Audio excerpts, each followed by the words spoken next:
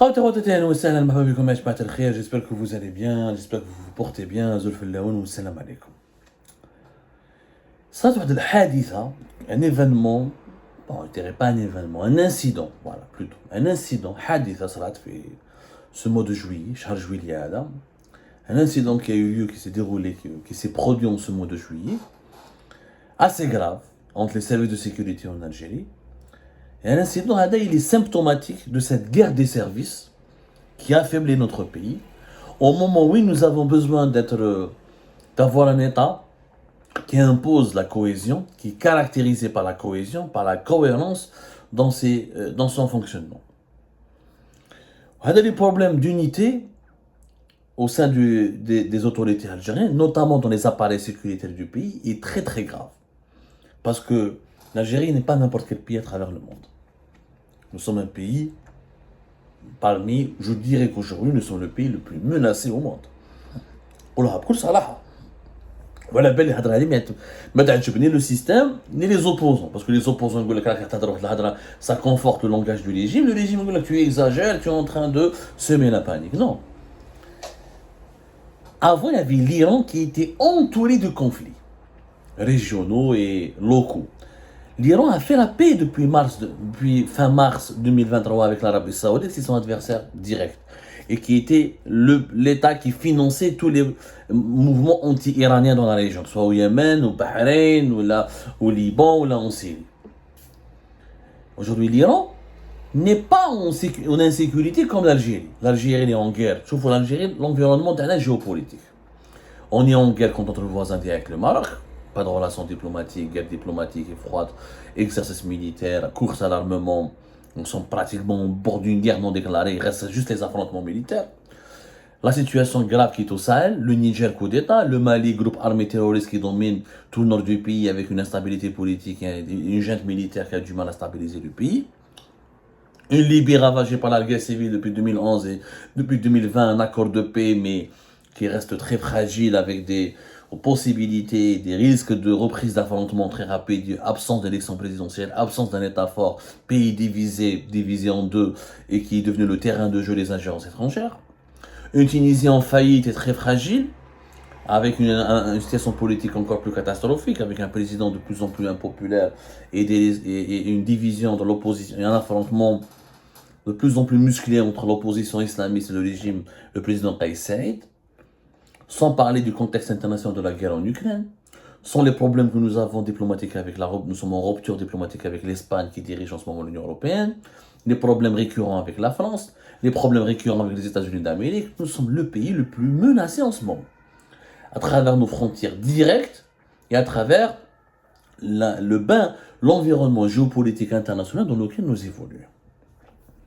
Et malgré ce contexte, normalement dans un contexte pareil, les décideurs algériens doivent faire preuve d'unité, les services de sécurité collaborent entre eux, pas de guerre de clans, pas de lutte clanique, pas de déchirement à l'intérieur du régime, on devrait être unis, tous unis, parce qu'on est tous sur la même barque, et que le pays est menacé, et qu'au nom de la préservation de la sécurité nationale et de la défense de l'intérêt général du pays, notre État devrait fonctionner de façon harmonieuse, et encore une fois, avec une entente précieuse entre les différentes composantes des services de sécurité. Et bien ce n'est pas le cas du tout en Algérie. La preuve, juillet, la gendarmerie nationale, les services secrets, la DGSI, la Direction générale de la sécurité intérieure, était en train d'enquêter sur un réseau de trafic de cocaïne et de drogue dure, cocaïne et autres drogues dures.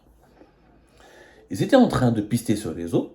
Il y avait un véhicule qui devait être arrêté, comme un guet-apens, il devait arrêter un véhicule à bord duquel se trouvait apparemment de la drogue, ou des produits prohibés, ou des indices qui mèneraient directement vers ce réseau de drogue. Le véhicule devait passer par un barrage, la wilaya de Blida, un barrage qui était sous la responsabilité de la DGSN, de la police algérienne.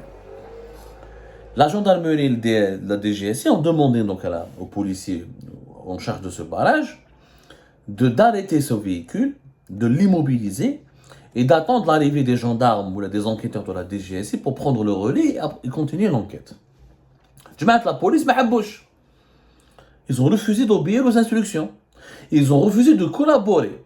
Ils ont dit que non, On n'a pas à recevoir des instructions de la gendarmerie ni des instructions de la DGSI. Là, c'est la DGSN, nous sommes indépendants, on relève du ministère de l'Intérieur, on ne relève pas du ministère de la Défense nationale.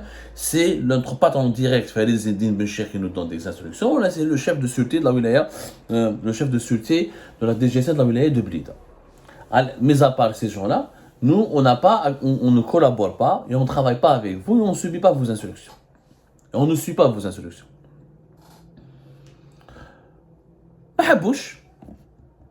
Ils ont refusé. Donc, ils ont laissé le véhicule passer. Vous vous rendez compte de la gravité de la situation? Imaginez ce véhicule, il y avait un attentat terroriste, il y avait des bombes, il y avait un terroriste qui allait faire un attentat, il y avait des armes dangereuses. Imaginez, c'est des terroristes qui allaient perpétrer un attentat Blida pour tuer des gens. Donc, les policiers, pour ne pas donner l'impression, pour ne pas subir les ordres et pour ne pas travailler sous les ordres des gendarmes et de la DGSI, des services secrets, alors que c'est une coopération dont tous les États respectés de ce monde et structurés, les services de sécurité collaborent entre eux dans un esprit de camaraderie, de bonne entente, de collaboration fructueuse, au nom de la sécurité, au nom de l'impératif de préserver la sécurité nationale, au nom de la défense de la sécurité de leurs citoyens, de leurs concitoyens, de leurs compatriotes.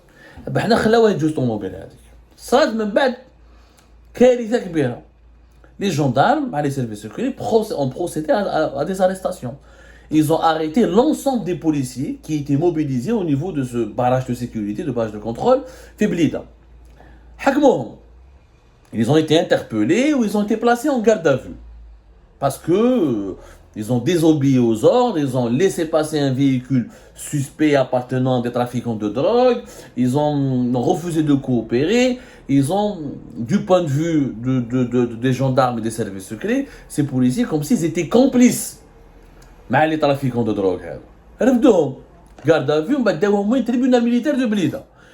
شوفوا هذه l'histoire, c'est باش تفهموا comment en ce moment la déliquescence, le déclin inquiétant de l'État algérien. Alors, il n'y a que des anomalies, des absurdités. Que la police refuse de coopérer avec les services secrets et les gendarmes, c'est anormal. C'est même inquiétant et dangereux. Même les arrêtés, les policiers se retrouvent arrêtés mais traduits devant un tribunal militaire. Alors que les policiers ne sont pas des militaires. Un policier n'a pas traduit devant un tribunal militaire. Normalement, un policier, qui a une conseil de discipline au sein de la DGSN, qui est un tribunal civil. Le tribunal militaire, il est réservé aux militaires. Les gendarmes ont le statut de militaire en Algérie. La gendarmerie nationale, contrairement ici en France ou là d'autres pays européens, elle ne relève pas du ministère de l'Intérieur, elle relève du ministère de la Défense nationale. Les services secrets, ils ont un statut encore plus sombre. Officiellement depuis 2015, la réforme de 2011 qui a été commencée en 2011-2012 et qui a été concrétisée, qui a été achevée et finalisée en 2015, normalement, les services secrets relèvent de la présidence de la République, alors qu'auparavant, ils relevaient du ministère de la Défense nationale. Mais en Algérie, le président de la République, c'est lui ministre de la Défense nationale. شوفوا واحد l'architecture, يعني تشوفوا دولة من الانحطاط، هاوليك التخلف. Le président de la République, il est ministre de la Défense nationale, mais les services secrets qui relevaient du ministère de la Défense nationale, نحاو ministère de la Défense nationale, وقسموهم، خلاو le ministère de la Défense nationale que la DCSA, la sécurité militaire, le renseignement intérieur, le renseignement technique et le renseignement extérieur, حطوهم la présidence. Mais qu'est-ce que le problème تاع الحراك ولا chute du régime Bouteflika, Gaïa Salah a repris les services secrets. من بعد كي جات البون, on ne sait pas. Normalement, ils sont revenus par la présidence, mais il n'y a pas de coordinateur, il n'y a pas de patron des services secrets, donc on ne sait pas qui dirige. Et lors des cérémonies d'installation, tu as les services de sécurité, tu as les patrons des services secrets, que ce soit l'actuel patron de la DGSI, le renseignement intérieur, ou de la DDSE, la direction de la documentation de la sécurité extérieure, qui est le renseignement intérieur. C'est toujours Saïd Chengreh, le patron de l'armée, qui a fait les installations et les passations de consignes, ou là les cérémonies d'installation des nouveaux directeurs nommés. Nommés par qui? On ne sait pas, parce que c'est le président la Chengreh. Mais après, le problème, c'est que les services secrets en Algérie ont le statut de militaire. Ils ont toujours conservé leur statut de militaire. Alors qu'on les a enlevés du ministère de la Défense nationale depuis 2015, mais on leur a conservé le statut de militaire. D'ailleurs, les casernes de Antar ou les casernes des services secrets algériens, ce sont en tenue des militaires, en tenue militaire, qui assurent la garde, qui assurent la protection, qui assurent les... alors que normalement, est-ce qu'ils sont militaires ou pas militaires? Personne ne le sait.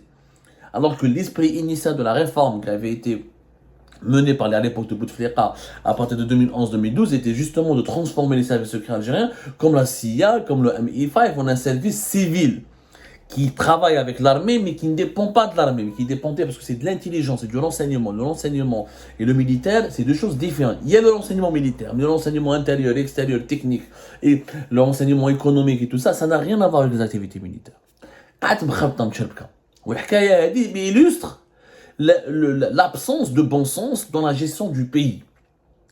La preuve des policiers dans le tribunal militaire de Blida, même il y a eu des interventions de la présidence, la DGSN جرت عليهم باش من la présidence يعيطوا au tribunal militaire de Blida, alors que normalement le tribunal militaire relève du ministère de la Défense nationale et de l'état-major de l'AMP. Mais là, comme le président de la République en Algérie, c'est lui le ministre de la Défense et c'est lui le commandant des armées, je vois donc le président, commandant des armées, ministre de la Défense nationale. Ça n'a pas de sens. C'est rare, il n'y a que les républiques sous-développées, bananières, où le président de la République a toutes ses casquettes. Normalement, le ministre de la Défense nationale, il est civil, le chef d'état-major de l'armée, il est militaire, le président, il est président. Il ne peut pas être président ministre de la Défense nationale, parce qu'il a beaucoup de travail à faire, il est président, il est chef de l'État, il a énormément de responsabilités, il devrait déléguer des responsabilités. Mais comme en Algérie, on a peur des coups d'État, on a l'armée, c'est la colonne vertébrale de l'État, il faut que le président soit ministre de la Défense nationale. Il faut que le président soit lui-même en fusion totale avec l'armée. Donc c'est la présidence qui intervient auprès du tribunal militaire de Blida en toute discrétion pour libérer les policiers qui ont été arrêtés parce qu'ils avaient refusé de collaborer avec la DGSI, le renseignement intérieur et la gendarmerie nationale dans l'enquête sur le réseau de drogue. Tcherbika Kibira, qui démontre quoi? Qui démontre qu'il y a une rivalité entre les services de sécurité en Algérie. Or, il n'est pas normal que la police soit rivale des services secrets. C'est pas normal. Il n'est pas normal que la gendarmerie soit en rivalité ou en guerre contre la police. أنا قلت لكم عاودنا ولينا كما قلت لكم في la dernière émission درناها البارح ولا البارح aux éléments de crise qu'il y avait en 2018. En 2018, il y avait une crise de sécession. Une crise de sécession terrible à assumer, afficher. Général Ghali Belkcel, il avait la gendarmerie, il s'entendait pas, il était en guerre contre le général Abdelghani Hamel qui était patron de la police.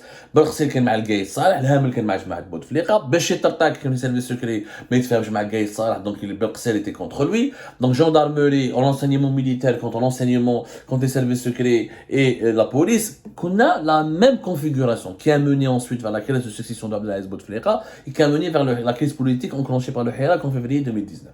On est dans la même configuration parce que cette guerre des services. Parce que les services sécurité sont instrumentalisés politiquement, ils se mêlent des affaires politiques, ils se mêlent en mélange entre leurs prérogatives et les ambitions politiques de leurs patrons, et on les intègre dans des jeux politiques de rivalité politique qui normalement les services de sécurité ne sont pas politisés. Un gendarme, un policier n'a pas à être politisé. Les services secrets ne devraient pas être politisés. Qu'il y ait un problème bien les dirigeants politiques, quand il y a une enquête sécuritaire, la police a pour obligation de collaborer avec les services secrets. Et vice versa. Et la gendarmerie, non, vice versa pas, parce que les services secrets normalement sont supérieurs à la police. Et certains dossiers, la police n'a pas y accès, parce que c'est des questions sensibles. La gendarmerie nationale et la police peuvent collaborer de façon active et de façon permanente. Mais les services secrets ne sont censés être dans un tout autre domaine. Sauf s'il y a une affaire de menace contre la sécurité intérieure, qui viendrait depuis des éléments alimentés par des réseaux depuis l'étranger. Là, les services secrets doivent collaborer avec la police et la gendarmerie. Quoi qu'il arrive, il y a un Haut Conseil de la sécurité, le Haut Conseil de la sécurité nationale, qui est dirigé par le président de la République, dans lequel le patron de la police les représente, il siège, dans lequel le chef d'état-major il siège, dans lequel les patrons des services secrets en Algérie siègent, parce que nous n'avons pas un patron, nous avons plusieurs directeurs en ce moment, comme les services secrets sont divisés. Tchouka Kbira, qui démontre que le régime algérien actuel il est affaibli, qu'il y a des guerres de égaux, et la guerre des services démontre qu'il y a des guerres des égaux, des guerres de clans, et que chacun veut grappiller, imposer son propre pouvoir au détriment du fonctionnement rationnel et cohérent du pays. Il refuse de collaborer avec les services secrets. Il refuse de collaborer avec les gendarmes. Ensuite, intervention pour le tribunal militaire de Blida. C'est une situation chaotique. Chaotique qui démontre que le pays court un grand danger de division. Normalement, nous avons un État fort, des dirigeants forts. Les prérogatives du président sont claires, les prérogatives du ministre de la Défense nationale sont claires, les prérogatives de la police sont claires, des services sont clairs. Il y a des mécanismes de coopération et qui sont harmonieux, qu'il y ait des concurrences. Le patron de la police veut plus briller que le patron de la gendarmerie pour montrer qu'il est plus efficace, qu'il est plus apprécié, qu'il est plus utile pour le pays. Ça, c'est légitime. Mais la rivalité et la concurrence sont deux choses totalement différentes. La rivalité, la puissance et la concurrence sont deux choses toutes différentes. Là, nous sommes dans une guerre des services. Et plus cette guerre des services qui dure, je n'en ai fait Saïd Ben Sdir, Comme cette guerre des services, l'affaire Saïd Mesdina, elle s'inscrit dans la course à la succession de Abdelmajid Tebboune. Il est temps de ne pas reproduire les mêmes erreurs de 2018. Il est temps d'intervenir rapidement pour mettre un terme à ces luttes d'influence, à ces divisions internes, parce que nous sommes dans un contexte mondial plus dangereux. 2023 n'est pas le même contexte à 2020, à 2018. Il y a la guerre en Ukraine, il y a les coups d'État dans les pays voisins, nous avons pratiquement une guerre non déclarée avec le Maroc, il y a la Tunisie qui est dans une situation de faillite, nos frontières sont menacées, le monde il est instable, il est dans une insécurité totale, nous sommes dans une troisième guerre mondiale déguisée. Donc, faire l'unité nationale,